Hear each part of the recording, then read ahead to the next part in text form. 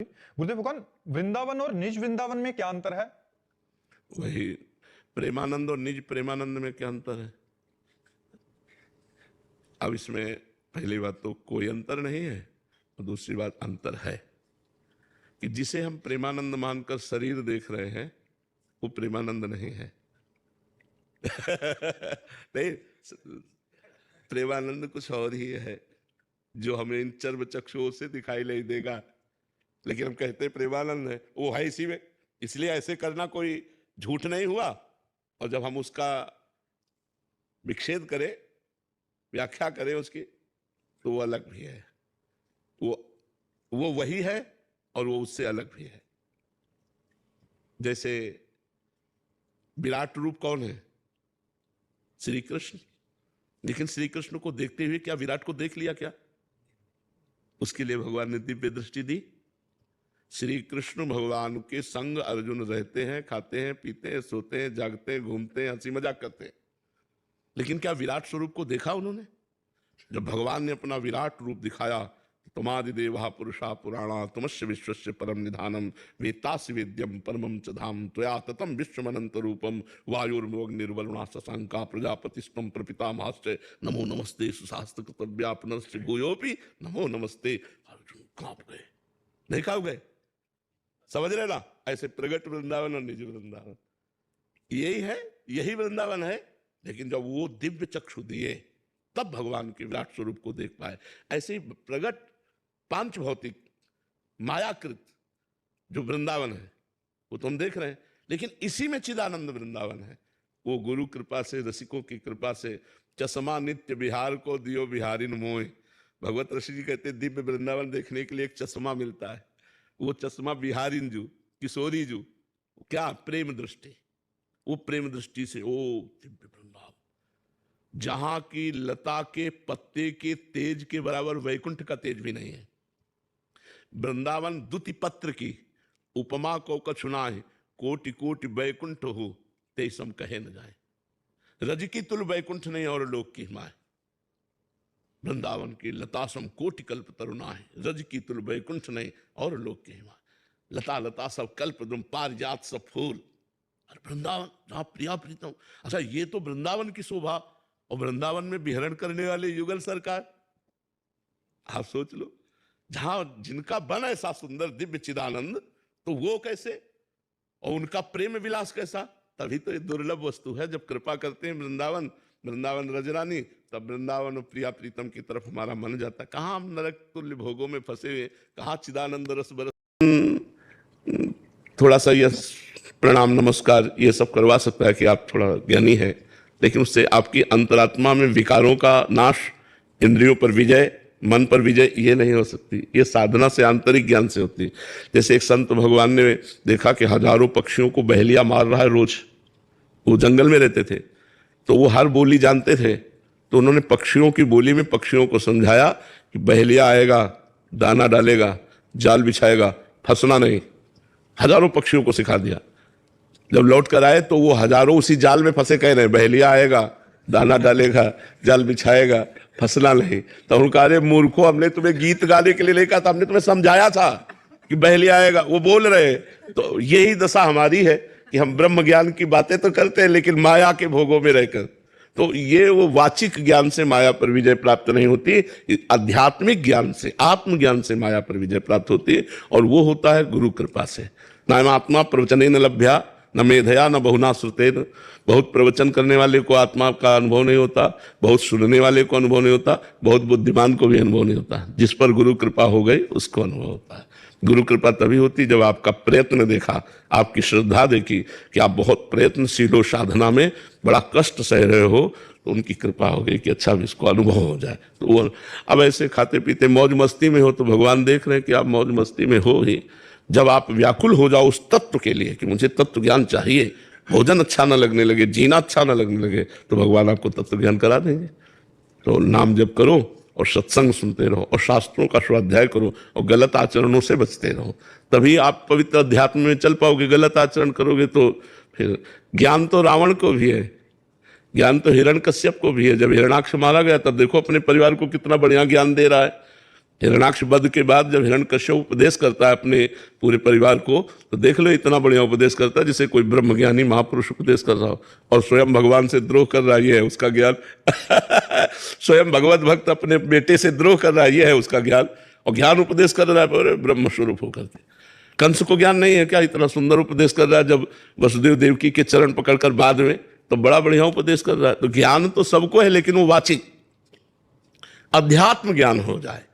ज्ञान स्वयं के लिए है, काम क्रोध आदि पर विजय प्राप्त करके और भगवत स्वरूप में स्थित हो जाने के लिए ज्ञान है। जब स्वयं विषय त्यागी, स्वयं भगवत भजन परायण, स्वयं आत्मज्ञान, फिर वो जब किसी को आत्मज्ञान देता है तब उस पर प्रभाव पड़ता है।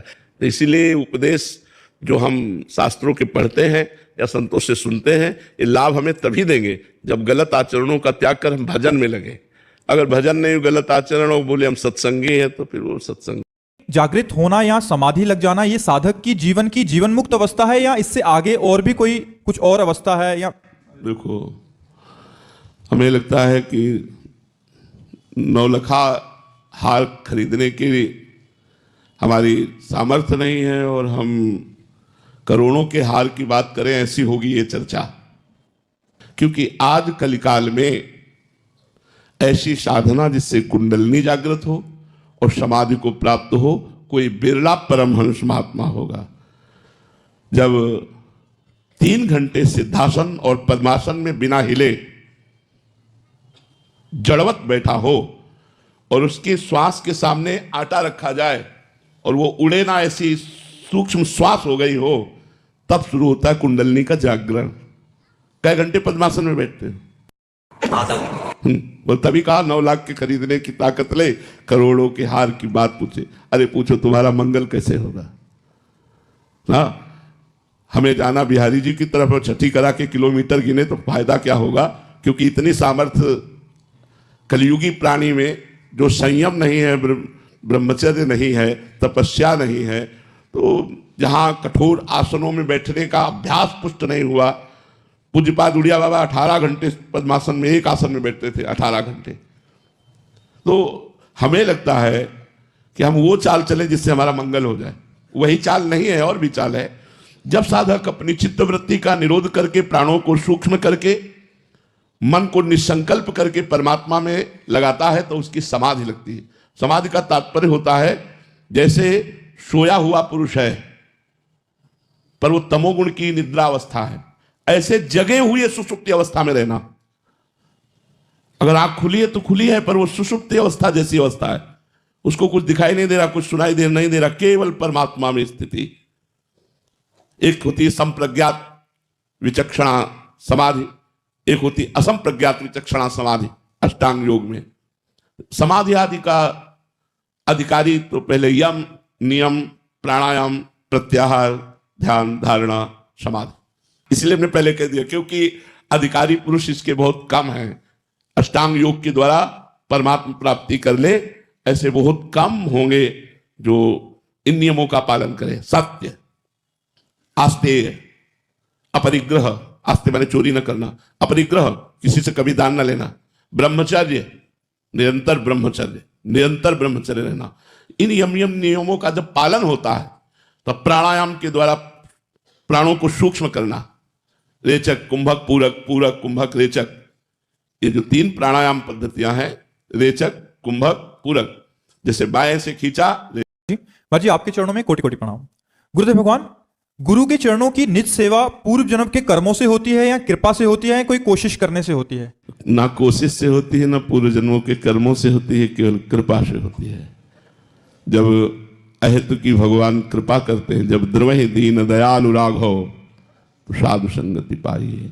जब भगवान द्रवित होते हैं तो संग मिलता है, उपदेश सुनने को मिलते हैं, उस पर चलने का सौभाग्य मिलता है। इसके ज्यादा और जब भगवान प्रसन्न होते हैं तब उनके अंग संग की सेवा मिलती है। संत महापुरुषों, गुरुजनों की अंग संग सेवा मिलना, ये साक्षात इष्ट के सेवा की समानता है। जो इष्ट है वही गुरु है, जो गुरु है इष्ट है। मान लो इष्ट सेवा मिल गई तो गुरु सेवा मिल गई, गुरु सेवा मिल गई तो इष्ट सेवा मिल गई। अगर गुरु के अंग संग में है तो अपने इष्ट के संग में है। और उनके सौभाग्य का क्या वर्णन, जो गुरुदेव के वस्त्र प्रक्षालन करते हैं, गुरुदेव को स्नान कराते हैं, गुरुदेव को भोजन पवाते हैं, आज्ञा के लिए हाथ जोड़े खड़े रहते हैं, उनका तो जीवन धन्य हो गया। पर ये कृपा से मिलता है, ये कर्मों के परिणाम से नहीं या कोशिश से नहीं मिलता, ये कृपा से मिलता है। जब प्रभु कृपा करते हैं तब ये सौभाग्य प्राप्त होता है। आधार पर अन्य युग में नहीं, इसी अभी तो बहुत बड़ा युग है, इतनी देर थोड़ी तुम वैकुंठ या स्वर्ग में रखे जाओगे। बहुत बड़ा युग है, 4,32,000 वर्ष की आयु है। तो अभी तो 32,000 में 5-6 वर्ष हुए हैं। 4,32,000 वर्ष की आयु कलयुग की। अभी हम सैकड़ों बार जन्मे मरेंगे, 1-2 बार थोड़ी। यदि भगवत प्राप्ति हो गई तो हो गई। और अगर जो भजन प्रयास करता है और उसको भगवत प्राप्ति नहीं होती तो उसको अगला जन्म जो है बड़ा सुविधाजनक मिलता है। धनी मानी पुरुषों के यहाँ और भक्तमान, धनी मानी भी हैं और भक्तमान है। बचपन से ही सब सुख ऐश्वर्य और बचपन से ही भागवतिक वातावरण। भगवत प्राप्ति के लिए उसको जितनी सामग्री चाहिए, पूर्व जन्म में जो साधना की वो तो जागृत हो ही जाएगी और वर्तमान में उसे बड़ी अनुकूलता मिलती है। तो बचपन से ऐसे संस्कार बन जाते हैं और भगवान की उसे प्राप्ति हो जाती है। वो नष्ट कभी नहीं होता। नामे भक्ता प्रणश्यति, भगवान का भक्त कभी नष्ट नहीं होता, भगवान का भजन कभी नष्ट नहीं होता, भगवान की भक्ति कभी व्यर्थ नहीं जाती, वो अपना रंग दिखा के ही रहती। जब पाप कर्म अपना रंग दिखा देते हैं तो भक्ति रंग क्यों नहीं दिखाएगी। जब असत कर्म भोगना पड़ता है तो सत्कर्म का फल तो आनंद भोगना ही पड़ेगा। इसलिए खूब नाम जप करो भगवान की भक्ति। जब हम हर समय दुख में, सुख में, लाभ में, हानि में, जय में, पराजय में, चलते फिरते, उठते बैठते, खाते पीते, सोते जागते, हर समय भगवान का मधुर मधुर स्मरण होने लगे, प्रियालाल का स्मरण होने लगे, तो जानना चाहिए हमारी भक्ति बढ़ी है। और जब केवल पूजा पाठ किया थोड़ी देर, इसके बाद मनोरंजन, संसार का चिंतन, उसी में हम फंसे हुए हैं, वो भक्ति नहीं है, उसका कोई विशेष महत्व नहीं है। महत्व है चलते फिरते, उठते बैठते, खाते पीते, सोते जागते, हर श्वास में इष्ट देव का स्मरण करना। यदि भगवत स्मृति बढ़ रही है तो आपकी भक्ति ठीक है, और यदि भगवत स्मृति नहीं बढ़ रही तो भक्ति में कहीं दोष है, उसको छोड़ दो। जो आप दोष, कोई गलत आचरण, गलत चिंतन, गलत देखना, गलत सुनना, गलत बोलना, गलत खाना, इनको छोड़िए। अगर इनको छोड़ दोगे तो आपकी भक्ति बढ़ेगी और उस बढ़ने का फल है सब साधन कर यह फल सुंदर, प्रभुपद पंकज प्रीति निरंतर। अपने प्रभु के चरणों में निरंतर प्रीति बढ़े, यही समस्त साधना का फल है। और प्रीति का स्वरूप है स्मरण। जितना स्मरण करोगे उतना ही प्रेम बढ़ेगा। खूब भगवत स्मृति बढ़े, यही भक्ति का लक्षण है कि शुद्ध भक्ति हमारे हृदय में। भक्त नामावली का पाठ करो। भक्तों की कृपा से अहंकार का नाश होता है। जिनकी संगति रहत जाति कुल मद शब नंसय, संतत सेवक सदा भजत जय श्री हरिवंशय। एक ध्रुवदास जी कृत भक्त नामावली है, तो एक भगवत रसिक जी कृत भक्त नामावली है। भक्तन की नामावली जो करी है चितलाए, ताके भक्ति बढ़े घनी अरु हरि होय सहाय। उसके हृदय में ऐसी घनीभूत भक्ति बढ़ेगी कि अभिमान नष्ट हो जाएगा। ध्रुवदास कृत भक्त नामावली या भगवत रसिक कृत भक्त नामावली, ये 2 नामावलियां हैं। इनमें भक्तों के नाम हैं, उनका स्मरण है। तो भक्त स्मरण से अभिमान का नाश हो जाता है। और दूसरों में भगवान विराजमान है तो उनको इस भाव से देखो कि सब में भगवान विराजमान है, पर हम पर कृपा है भगवान की, इसलिए हमसे नाम जप होता है।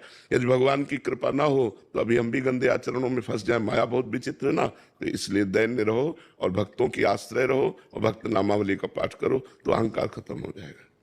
देखो, गुरु वरण करो बाहर या ना करो, लेकिन अंदर से गुरु मानना पड़ेगा।